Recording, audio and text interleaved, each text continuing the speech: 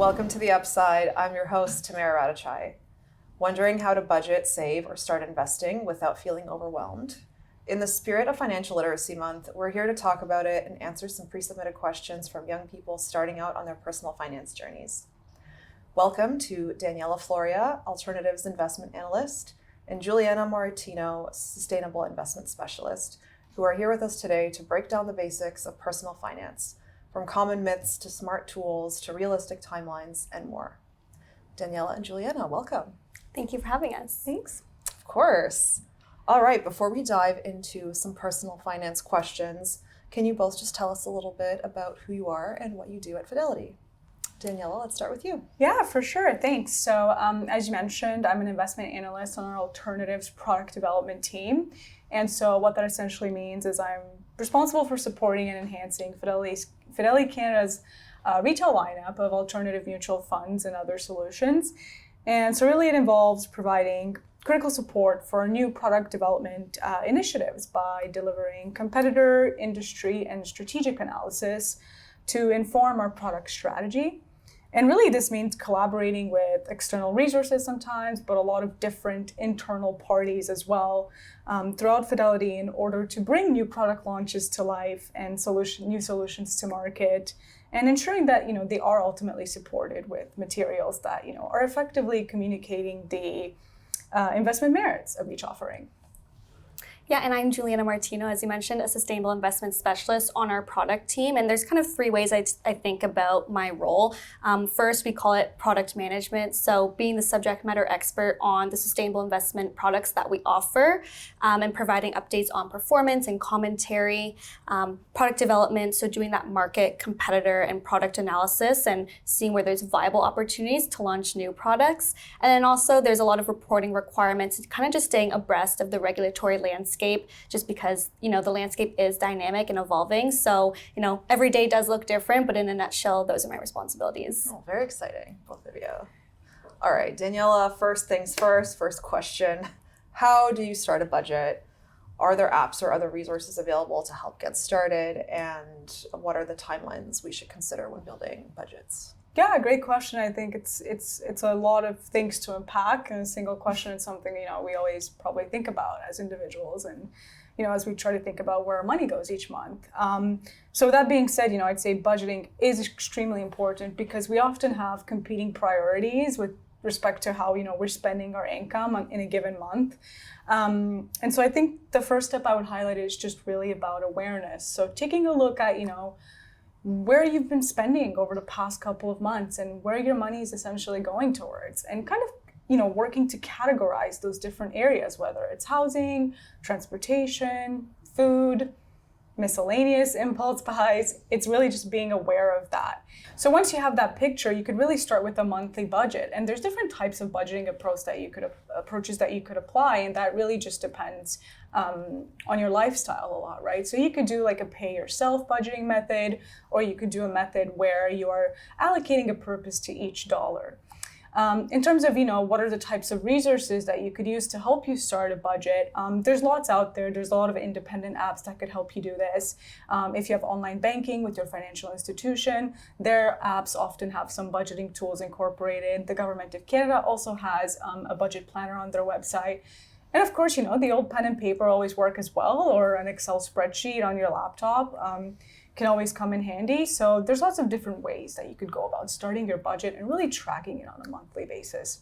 In terms of timelines, to get to the last part of your question is, I'd say probably at the start, you want to give yourself a couple of months to really see the flow of where your cash is going and whether you can actually stick to that budget, right? Maybe we may not set something that's realistic for us. And we have to always keep in mind that, it's about consistency, not perfection. So I think you want to give yourself a couple of months to, actually get in that flow of tracking and, making sure that what you've set as your budget targets actually, make sense given your current lifestyle. Great. And Julianna, as someone's planning a budget, how would they differentiate between a want and a need when they're trying to allocate all the different categories? So I think the question you need to ask yourself is this expense required for my daily life and functioning, or is it just a nice to have? If it is required for actually maintaining your basic well-being, then chances are it's a need. So this could be rent or housing costs, maybe your basic groceries, paying down the minimum credit card payment. These are needs. If it is something that provides you with maybe more enjoyment, convenience, or comfort, in that case, it's likely not essential and it's a want. So rather than basic groceries, it could be, ordering takeout or going out for dinner, maybe going to concerts or buying more clothes when you already have a closet full. These are all wants, but it is important when you're budgeting to account for both. Daniela talked about different approaches. You could pay yourself first. You can consider a 50-30-20 rule where 50% of your money is going towards those needs, 30% is going towards those wants, and then 20% goes towards savings and investments. And in this case, you're covering all bases because you're covering the essentials, you're covering your fun, but then also helping to prepare for your financial future as well. 50-30-20, that's a really great rule to follow. Yes. Next question, Julianna, is for you. How much liquidity or cash should I save in my account, and how much should I invest? Yeah, so it's a tough question because ultimately there is no one size fits all. It really does kind of depend on your age, maybe your income, your goals. And so liquidity at the end of the day is the cash that you have available for daily living, maybe for emergencies, typically putting aside maybe 50-70% of your money into a cash or checking account so it's readily accessible is typically appropriate. And then investing is more for long-term growth. And so you're putting it aside because you want it to grow over time. In this case, maybe setting aside 30-50% of your money is appropriate because you're allowing time to work on your side and allowing that money to grow over time. So again, it really does depend on the person, what your goals are, and also thinking about how these percentages might change over time. As you have more savings, you can choose to invest more. So keeping an eye, reassessing, I think it's important to just consider that when you are, setting your money aside. Great. Daniela, you're next. Julianna mentioned an emergency fund. Can you talk a little bit more about that in more depth? What is an emergency fund and why should someone have one? Yeah, for sure. And I think as Julianna said, what emergency fund essentially is, it's just money set aside for unexpected expenses, like say your car breaks down and you now need to do repairs, or your phone breaks and you need to get a new one. Those are things that you're perhaps not anticipating to happen, but that you do need to have some money aside for. So it's essentially akin to like a financial safety net. So it should be money that's easily accessible, but that's also separate from your everyday spending account that, you kind of talked about. Ideally, it's been typically recommended that this, emergency fund should be about 3 to 6 months of essential expenses. But once again, this will really depend on, your current financial situation. If you're a student in undergrad or, perhaps you've just entered the workforce, it may not be as realistic to have, larger amounts. But even if it's something smaller, it could still help so that you're not relying on debt when it comes for these unexpected expenses, and you still have some sort of cash or like liquidity available for these more unexpected type expenses. Great. Julianna, our next submitted question. What's the best way for young investors to decide between focusing on long-term growth investments versus short-term goals like saving for travel or other events? Yeah, it's a great question. I think the trick is match your money with your timeline. If it's something that you're aiming to achieve and maybe draw on the money within a few months to just a few years, then likely putting it into that kind of cash checking short-term savings account is appropriate. If it's something that you're planning to set your money aside for maybe 3 to 5 years plus, considering investments like stocks, bonds, mutual funds, or investment accounts. If you're thinking about your retirement, then a registered retirement savings plan. If you're thinking of your first home, the first home savings account, considering those options is more appropriate if you want to set your money aside. Ultimately, you want to benefit from compound interest. And as a young person, starting early, you have more time on your side for that money to grow. So really, it does come down to what your timeline is. Short term, just think you want to draw on it sooner, a cash or checking. Long term, you want to set it aside. So investments is typically the right approach. Cool. Daniela, what do you think is the biggest misconception that people have about managing their finances? Yeah, that's a great question. And I think, admittingly, I probably was victim to one of these misconceptions at some point in my life. And I think the really big one is that you need to have a lot of money to start managing it effectively. So in reality, like good financial habits really do matter more than, current income levels. So, tracking your spendings, saving some money aside, for investing as well, paying yourself first, are all steps anyone can take, regardless of whether you're doing this with $25 a month or $1,000 a month. And I'll revert here to a concept we often talk about with respect to investing, but which I think can really apply, which is that the concept of compound interest or compounding in general.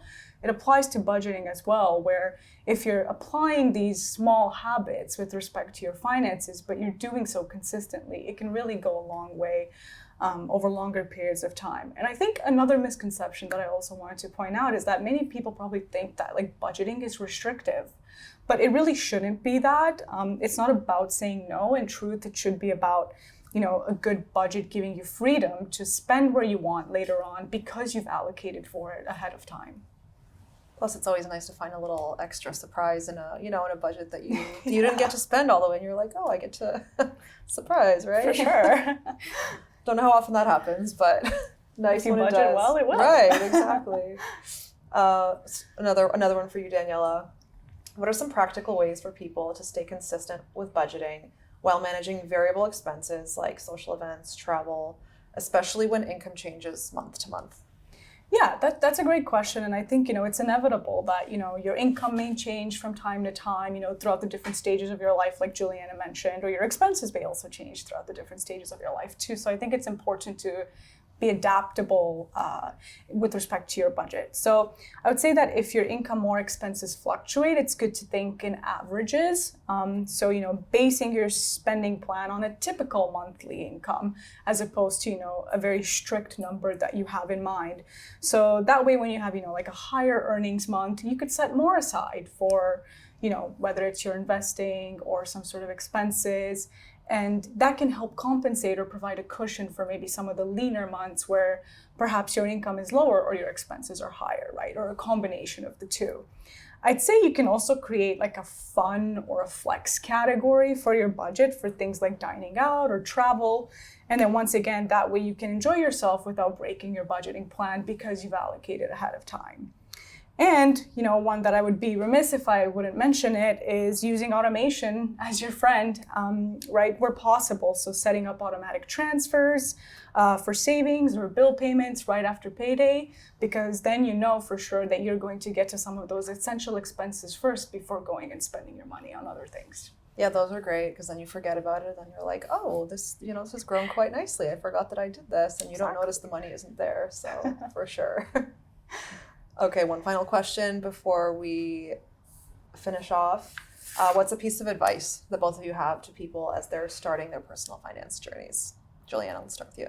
Yeah, I would say track where your money goes before trying to change it. I think really understanding your spending habits and knowing how much money you're making and how much you're spending is the foundation for good financial management. Once you kind of know where your money is going, you can make more intentional decisions. But then ultimately just appreciating and understanding that it is a journey, especially budgeting. Starting your budget as a young person is going to change. The older you get, the more money that you have. So understanding that it's a journey and it's important to reassess and adjust accordingly. Daniela, what's your piece of advice? Yeah, I'd say probably I'd echo Julianna on a lot of the points there is, focusing on your cash flow, focusing on building good credit, and, making a habit out of saving. Once again, going back to that whole compound interest discussion is whether it's small, starting now is better than starting later.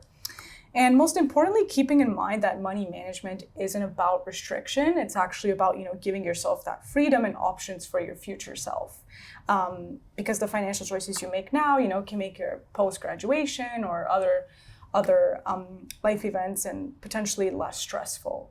And, one final thing I'll say is, never compare your personal financial journey with others, because it should, at the end of the day, be focused on your own goals and what you want to achieve and what you can do on the day-to-day, whether it's with respect to spending and investing, that can help you get to those goals.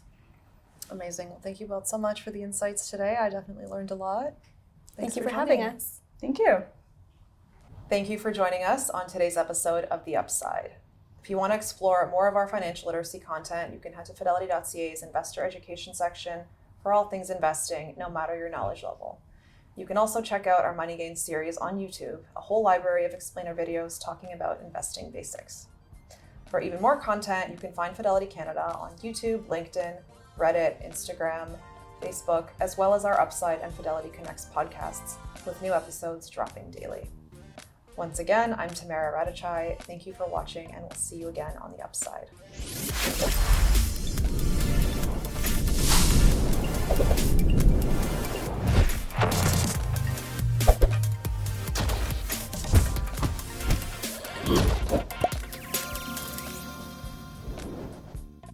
Thanks for listening to, or watching, Fidelity Canada's The Upside podcast. Subscribe on your podcast platform of choice so you don't miss an episode. And if you like what you're hearing, please leave a review or a 5-star rating.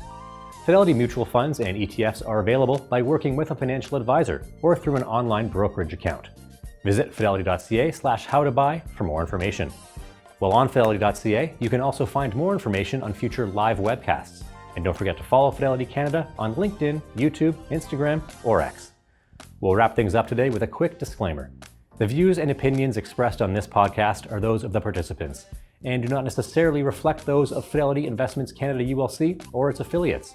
This podcast is for informational purposes only and should not be construed as investment, tax, or legal advice. It is not an offer to sell or buy or an endorsement, recommendation, or sponsorship of any entity or securities cited.